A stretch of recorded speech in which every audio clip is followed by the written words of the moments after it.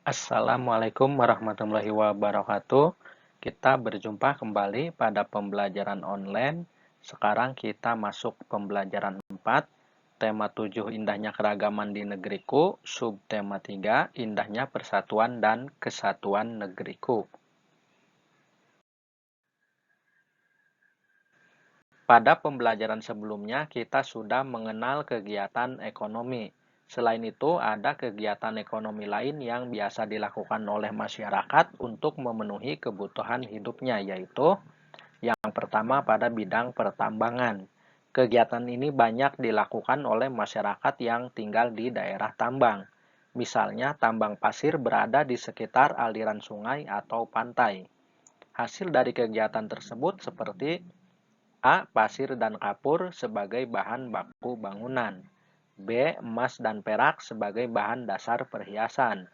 C. Minyak bumi, gas bumi, dan batu bara sebagai bahan bakar. Dan D. Belerang sebagai bahan baku obat-obatan.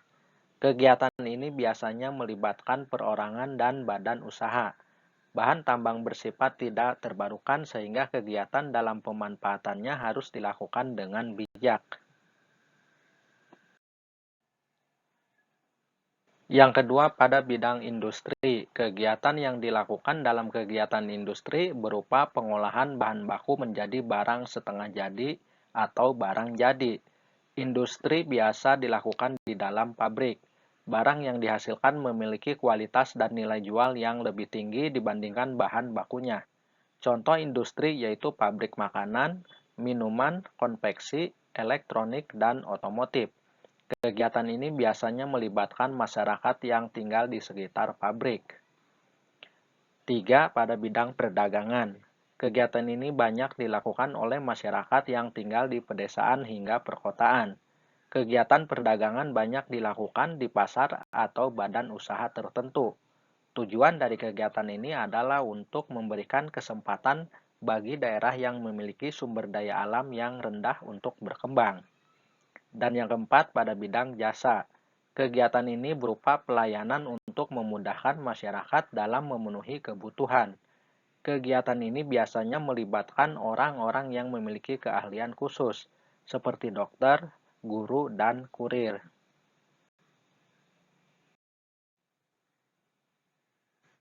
Nah, sekarang ayo berlatih menjawab 2 pertanyaan berikut sebagai tugas dalam pembelajaran keempat ini.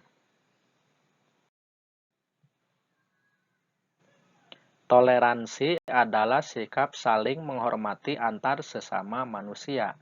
Sikap toleransi dapat mempererat hubungan dalam masyarakat. Berikut bentuk-bentuk toleransi dalam keragaman yang ada di Indonesia. Yang pertama, toleransi dalam keragaman agama. Setiap warga negara memiliki kebebasan untuk memeluk suatu agama dan beribadah sesuai dengan agamanya masing-masing. Kebebasan beragama diimbangi dengan rasa toleransi. Perwujudan toleransi antarumat adalah sebagai berikut. Menghormati orang yang sedang beribadah. Saling menghormati dan bekerja sama antar umat beragama. Menjaga kerukunan antar umat beragama. Dan tidak memaksa suatu agama kepada orang lain. Yang kedua, toleransi dalam keragaman suku bangsa. Indonesia memiliki suku yang beragam. Kita harus menumbuhkan rasa toleransi agar tercipta rasa persatuan dan kesatuan. Toleransi dapat diwujudkan dengan cara sebagai berikut. Saling menghormati antar suku. Berteman tanpa membedakan suku dan ras. Mengembangkan rasa persatuan dan cinta tanah air. Kemudian yang ketiga, toleransi dalam keragaman budaya. Setiap provinsi di Indonesia memiliki budaya masing-masing. Perbedaan ini membuat budaya Indonesia menjadi beragam. Kita harus memiliki rasa toleransi terhadap keragaman ini agar tidak terjadi perpecahan. Rasa toleransi dapat diwujudkan dengan cara-cara sebagai berikut. Tidak mengejek budaya dari daerah lain. Mau mempelajari budaya dari daerah lain. Bangga terhadap budaya sendiri. Dan melestarikan budaya daerah agar tetap lestari. Nah, sekarang ayo berlatih. Bacalah teks berikut dengan seksama. Kemudian jawablah dua soal berikut ini berdasarkan teks di atas.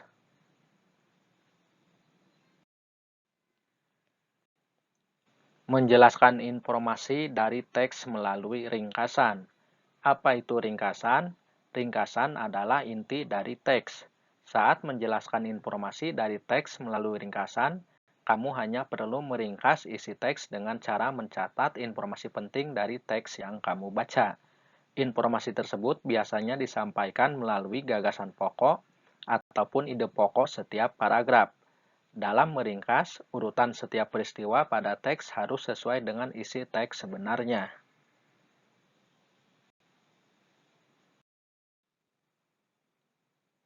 Nah, sekarang ayo berlatih sebagai tugas yang terakhir dalam pembelajaran ini. Bacalah teks tentang keragaman budaya pangan Nusantara. Kemudian, buatlah sebuah ringkasan berdasarkan isi teks tersebut di lembar kerja kalian. Demikian pembelajaran keempat, tema 7, subtema 3 ini. Bapak harap kalian dapat memahaminya, dan sampai jumpa.